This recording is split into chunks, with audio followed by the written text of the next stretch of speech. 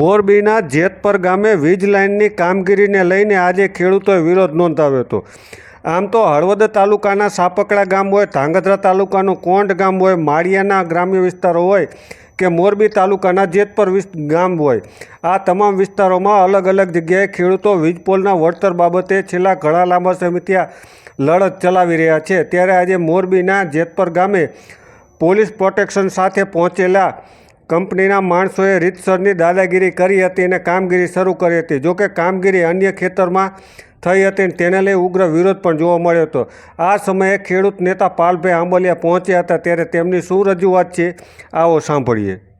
જેતપર ગામના જે સર્વે નંબરની અંદર આજથી 3 દિવસ પહેલાં કંપનીએ ખાડા કર્યા હતા અને એ ખાડા કરવા માટે એણે માનનીય એસડીએમ શ્રી સાથે ચર્ચા કરી હતી, એસડીએમને ઉપયોગ કર્યો હતો, માનનીય કલેક્ટર અને એસપી સાહેબ પાસેથી પોલીસ પ્રોટેક્શન લીધું હતું અને જે જગ્યાએ ખાડા કર્યા હતા એ જગ્યા એમ કહે છે કે બીજી જગ્યાએ ભૂલથી થઈ ગયા હતા અને આજે જે ખાડા કરે છે એ બીજી જગ્યાએ કરે છે।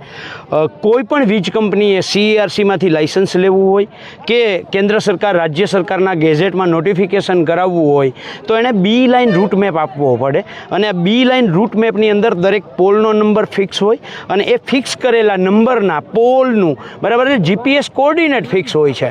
એટલે એનો અર્થ એવો કે જે જીપીએસ કોઓર્ડિનેટ મુજબ જ્યાં ખાડા કરવાના હતા ત્યાં નથી કર્યા, એનો અર્થ એવો કે આગળ ક્યાંક ને ક્યાંક મળતિયાના કારણે થાંભલો આડો અવરો થયેલો છે, એટલે અહીંયા ખેડૂતના ખેતરમાં આડો અવરો થાંભલો થયો છે।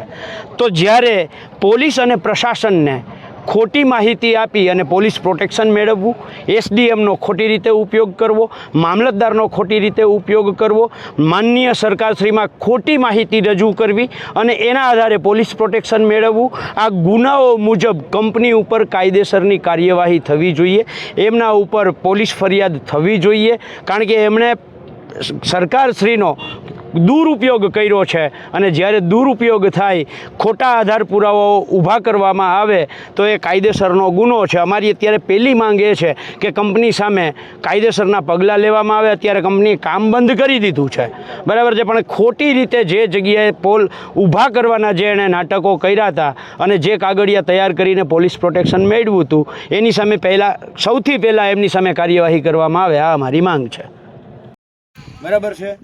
એસડીએમ એટલે કે પ્રશાસનને ગેરમાર્ગે દોર્યું છે અને તમને નમને હામે કરી દીધા છે। જો તે દિવસે એ સાચા હતા તો આજે તમને નમને હામે કરે છે, કાં આજે કંપનીવાળા ખોટા છે અને કાં તે દિવસે ખોટા હતા, બરાબર છે, કારણ કે એ તો કોર્ડિનેટ છે, એમાં તો એક ઇંચે આગળ પાછળ ના થાય। અત્યારે એવડી મોટી ટેકનોલોજી થઈ ગઈ છે, બરાબર છે, એટલે એનો અર્થ એવો કે કંપનીવાળાઓની ઈચ્છા પડે અહીંયા થાંભલા ખોડે છે, બરાબર છે। બી લાઈન રૂટ મેપ તો સાહેબ તમે જોવો ને આમાં તો ક્યાંયનો ક્યાંય આખો છઠ્ઠો હોય છે, કારણ કે આમાં થાય હું નહીં આમાં થાય છે હું સાહેબ હું તમને કહું, બરાબર છે। માની લ્યો કે 1 મિનિટ લાકડી આપજો તમારી, આ થાંભલો છે અહીંયા આવે છે, બરાબર છે, અને અહીંયા ખેતરની વચ્ચોવચ આવે છે અને નેહુલભાઈ અમૃતિયા ધારાસભ્ય છે, માની લ્યો 1 મિનિટ,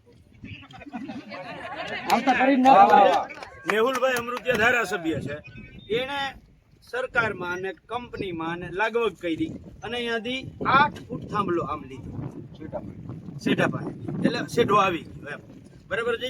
8 ફૂટ થાંભલો અહીંયા ખસેડ્યો સાહેબ, બરાબર છે, એ તમે એનું એંગલ જોશો, માની લો હું આમ જોઉં છું ને તો મને માત્ર અને માત્ર આલ સાહેબ દેખાય છે, પણ હું અહીંથી જરાક આમ કરું ને તો સાહેબ દેખાય છે, હું ખાલી 1 ઇંચ મારું એંગલ બદલું, બરાબર છે। આ મને જે થાંભલો આલ સાહેબની પાછળ દેખાય છે એ 2 કિલોમીટર પછી આખો એનો રૂટ છે ને સાહેબ એ 4 કિલોમીટર ફરી જાય, એટલે એક નેહુલ અમૃતિયાના કહેવાથી ધારાસભ્યના, બરાબર છે, ખાલી 8 ફૂટ થાંભલાનું લોકેશન ખસેડ્યું, એટલે આગળ 2 કિલોમીટર 4 કિલોમીટર આગળ હાલે ને એટલે એનો રૂટ આખો 4 કિલોમીટર ફરી જાય છે।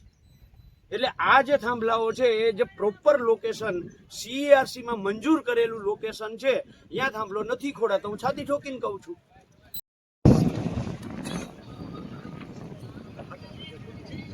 મૂળ વાત એ છે કે આ લોકો આ વીજ લાઈન જે છે એને પહેલા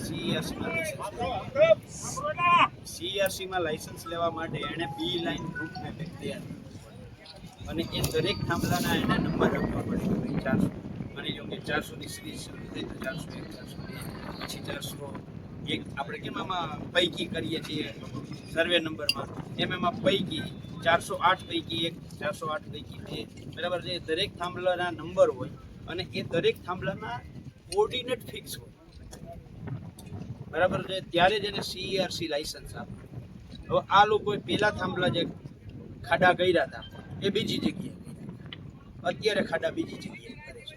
એટલે અમારી પહેલી વાત તો એ છે કે જો એ પહેલે દિવસે ખાડા ખોદ્યા અને તે દિવસે તમે પોલીસે ખેડૂતોને ઉપાડીને લઈ ગયા, બરાબર છે, તમને પોલીસ પ્રોટેક્શન આપ્યું, SDM સાહેબને બોલાવ્યા, મામલતદારને માતા કી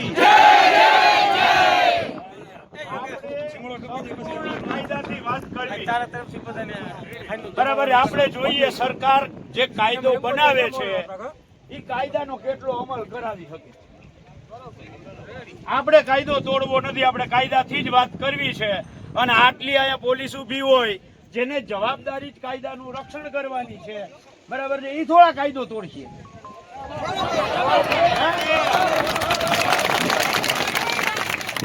પોલીસ કઈ કાયદો તોડે તમને એવું લાગે?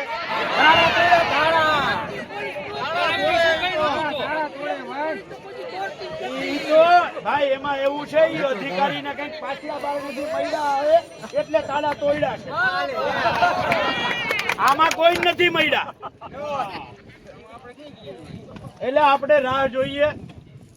ભાઈ અદાણી વાળા આવે છે કે હું જે બોલાવો એને